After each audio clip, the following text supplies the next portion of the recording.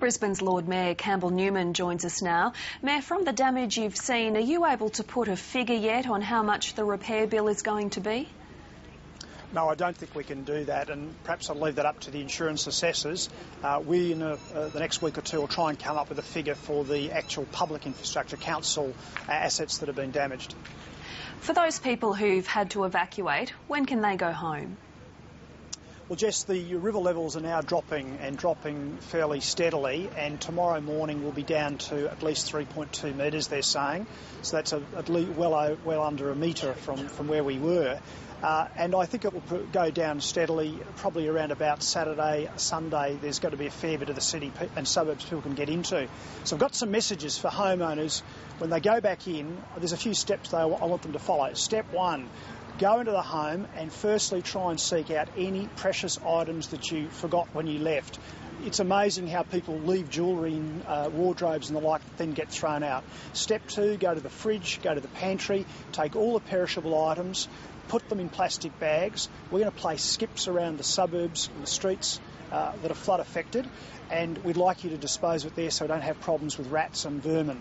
Step three, we'd like you then to get stuck into the effects and household furniture that's been damaged. Take it out onto the nature strip, pile it up as neatly as you can, don't put it on the road. Then get a camera, by the way, or get a camera progressively, photograph the stuff. Get a video camera from somebody if you haven't got a camera, and get a record for insurance purposes. That will help you down the track.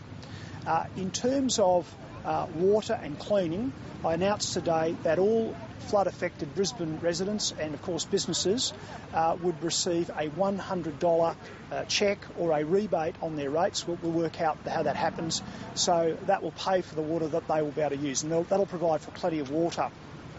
So those are the things that they can do. In terms of council's transfer stations, we will, of course, be taking the rubbish away that has been piled up, all that destroyed furniture and effects. But if people want to take stuff to council transfer stations, open from 6 a.m. to 9 p.m. each day, and we'll take it in for free, of course, if it's flood-damaged material.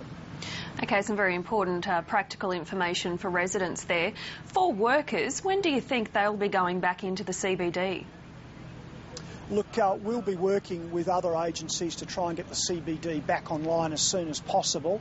I can't really say. One of the big things we need to do with the cooperation of the QFRS and building owners is to pump basements out. That allows us then to get into the services, the building services, and recommission the buildings. You've been overwhelmed with offers for volunteers, as I understand it. What should they do to help? OK, we're gearing up from late tomorrow into Saturday to really use those volunteers. The first thing is, if you have a dump truck, front end loader, bobcat or water tanker, we want to hear from you. Email me, lordmayor@brisbane.qld.gov.au, and you'll hear from us in the next 24 hours. We will talk to you about what you've got. We'd like you, if you're prepared to do that for free, we'll supply the diesel, and we'll be trying to then deploy you somewhere into one of the 5 sectors that we've carved Brisbane up so we can get off to a good start in dealing with the clean-up work. If you're unskilled but able-bodied, what we'd like you to do is, if you know somebody that you can directly go and help them. If you don't know somebody but would still like to help, we'll be posting on our internet site and through people like the ABC information about where you can go to different locations across the city, register, and then we'll go and give you a job and tell you where you can go. Now, that's going to take about 24 to 36 hours to set up. We're working on it right now. We just have one message: if you're going to turn up to help, wear boots, not thongs, wear long trousers, sunscreen, have mozzie repellent, gloves, shovel, spade, be ready to do some hard work, but let's do it safely. So, Lord Mayor, what does tomorrow hold? What's the priority? The priority tomorrow for the Brisbane City Council is to get the roads open. Milton Road and Coronation Drive, if the water's gone down enough, and that may not be the case, but as soon as possible, get the debris out of the way, get the traffic signals going, and our cameras.